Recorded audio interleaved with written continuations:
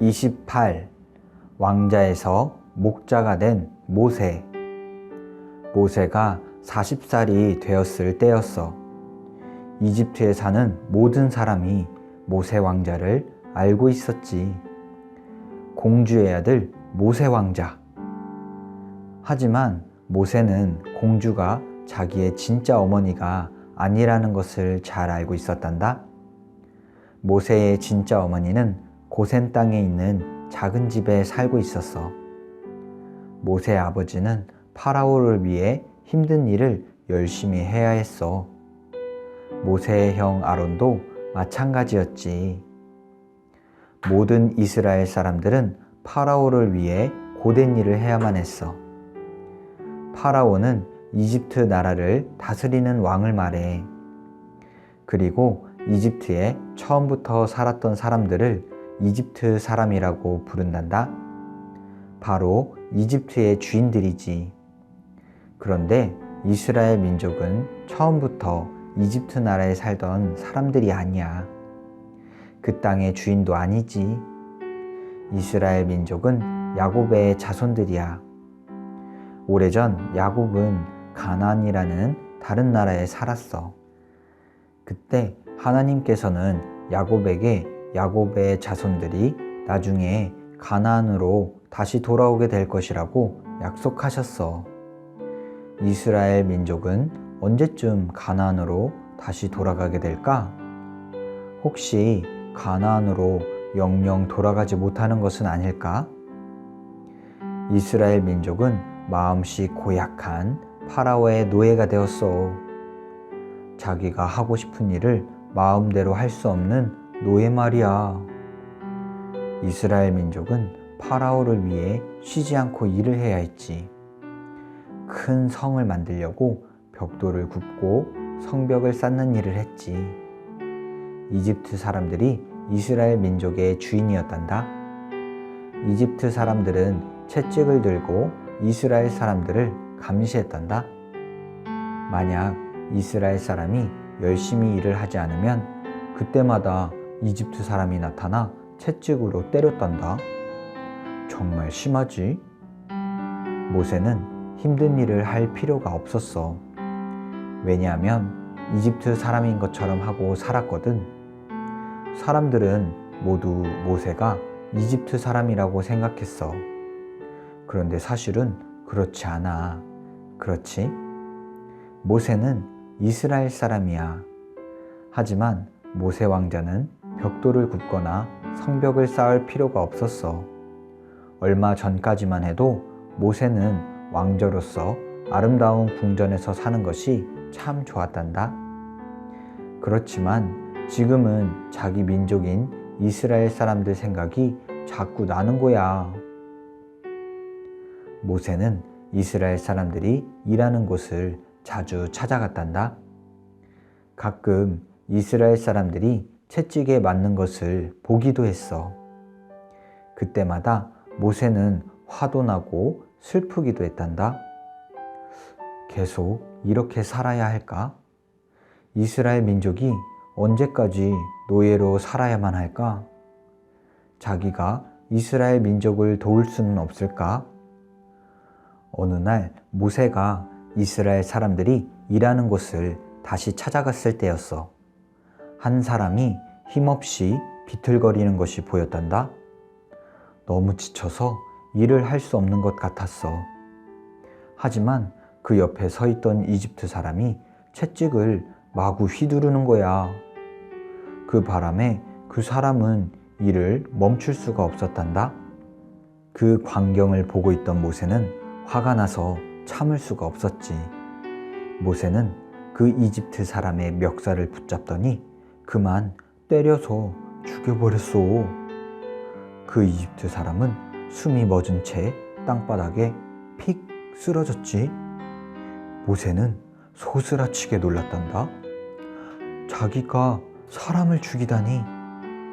이집트 사람을 때려 죽였다는 것을 만약 파라오가 알게 된다면 분명히 파라오는 엄청나게 화를 낼 거야. 당장 모세를 죽이라고 명령할지도 몰라. 아무도 이 사실을 알아서는 안 돼. 절대로. 모세는 재빨리 모래를 파서 죽은 이집트 사람을 파묻었단다. 다행히도 자기를 본 사람은 아무도 없는 것 같았지. 다음 날 모세는 다시 이스라엘 사람들을 보러 갔단다. 그날도 두 사람이 싸우고 있었어. 한 사람이 다른 사람을 때리고 있었지. 하지만 그날은 이집트 사람이 이스라엘 사람을 때리는 것이 아니었어. 이스라엘 사람 둘이서 싸우고 있었단다. 모세가 다시 화를 냈을까? 아니야. 그날은 모세의 마음이 아주 슬퍼졌단다. 모세는 싸움을 하는 두 사람에게 다가가 말했지.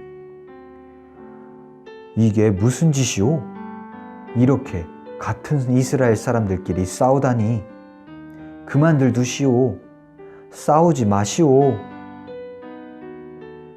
싸움을 하던 두 사람 중 한 사람이 눈을 부릅뜨고 모세를 보며 말했어. 당신이 무슨 상관이야? 당신이 우리의 주인이라도 된단 말이야?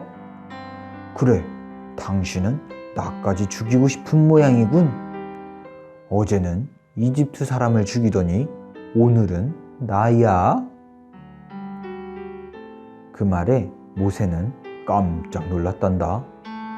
어제 자기가 이집트 사람을 죽인 것을 사람들이 알고 있다니. 어쩌면 파라오도 이 사실을 곧 알게 되겠군. 얼마 지나지 않아 그 사실이 파라오의 귀에 정말로 들어갔단다. 파라오가 신하들에게 말했어. 모세를 잡아오너라. 당장 감옥에 가두도록 해라. 파라오의 신하들이 모세를 잡으러 왔단다. 하지만 신하들은 모세를 찾을 수가 없었지. 사방을 찾아보았지만 모세는 어디에도 없었어. 그때는 벌써 모세가 멀리 도망을 간 후였거든. 모세는 이집트를 떠나 아주 먼 다른 나라로 도망쳤단다. 파라오가 자기를 절대로 찾지 못할 만큼 먼 나라로. 모세는 걷고 또 걸었어. 그러다가 어떤 우물 곁에 도착했지. 그곳에서 시원한 물을 마시고 잠시 쉬고 있었단다. 그런데 아가씨 7명이 양떼를 이끌고 우물로 오는 것이었어. 목이 마른 양들에게 물을 먹이려고 온 거였어. 아가씨들은 우물에서 물을 길어 곁에 있는 물통에 물을 부었지. 아가씨들이 끌고 온 양떼는 물통 주위에 모여 물을 마셨단다. 그때 갑자기 다른 목자들이 양떼를 이끌고 나타났어. 아주 심술궂은 목자들이었지.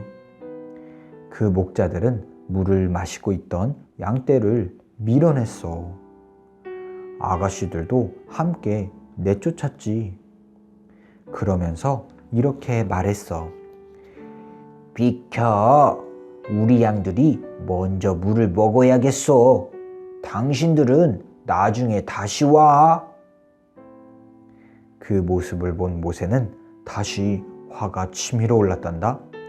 성큼성큼 목자들에게 걸어가 말했어. 이 아가씨들이 이곳에 먼저 왔소. 아가씨들의 양들이 먼저 물을 먹는 것이 마땅하오. 당신들이 기다리시오.